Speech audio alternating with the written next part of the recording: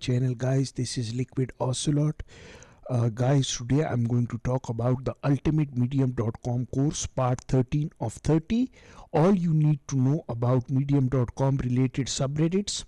So my friends, I have done lots and lots of research on different subreddits. These are not the niche specific subreddits that we are going to be talking about.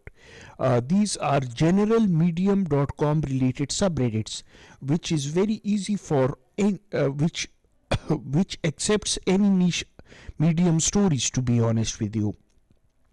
First of all, we look at my publication subreddit Inkwater Atlas. Second one, I'm going to be focusing on small subreddit, another small subreddit, blog traffic.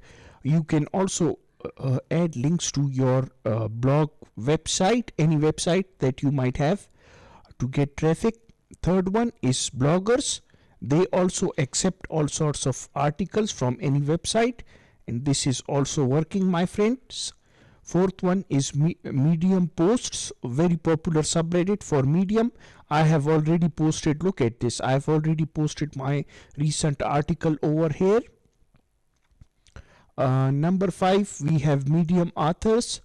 It has 387 members. You can see I posted over here as well.